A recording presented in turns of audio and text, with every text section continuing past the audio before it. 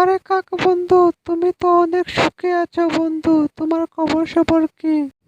আরে চড়ুই বন্ধু, আমি অনেক দুঃখে আছি। তুমি তো আমার দুঃখ বুঝলে না। আচ্ছা বলো তো তোমার কি দুঃখ, আজকে তোমার দুঃখটা শুনি। আরে কি বলবো দুঃখের কথা, তাহলে শুনো।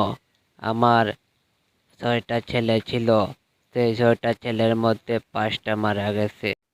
ও তাহলে তো তুমি অনেক কষ্টে আছো, তোমার এই কষ্ট তো বোঝা যায় না। আরে চড়ুই বন্ধু, আমার 5টা ছেলে মারা যাওয়ার পর আমার একটা ছেলে, সেই ছেলেটি আমাকে খাওয়ায় না। তারপর সেই ছেলেটি কি করে এখন আমাকে একটু বলো তো দেখি, সেই ছেলেটি তোমার খেয়াল রাখে না কেন? সেই ছেলে আরে হ্যাঁ বন্ধু, সেই ছেলেটির বিয়ে দিয়ে দিছি, তো সেই ছেলের বউ অনেক খারাপ। তাই সে ছেলেটিকে যুক্তি দিয়ে আমার থেকে দূরে সরিয়ে দিয়েছে, এবং সেই ছেলের বউটা অনেক খারাপ ছিল বন্ধু। কালকে তো কাক বন্ধুর দুঃখ শুনে আমার কান্না আসছিল। যাই তো আজকে কাক বন্ধুর বাসায় গিয়ে গল্প করব এবং তার মনের সব দুঃখ আমি দূর করে দেব। তার মনে আসলে অনেক দুঃখ, তা তো কেউ জানে না।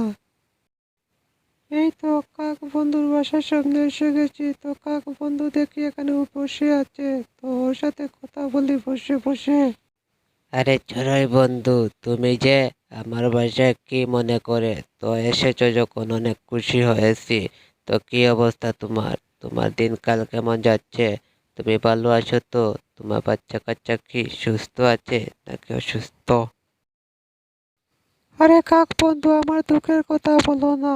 আমার ঘরে অনেক অভাব, আমি ঠিক মতো খেতে পাচ্ছি না, ভাত খেতে পাচ্ছি না, মাছ মাংস খেতে পাচ্ছি না। আমার দুঃখ কি বলবো, অনেক দুঃখ আমার মনে। আসলে বন্ধু, সুখ দুঃখ নিয়ে সবারই জীবন থাকে, তো আমার মতো তুমিও অনেক দুঃখী, বুঝতে পেরেছি।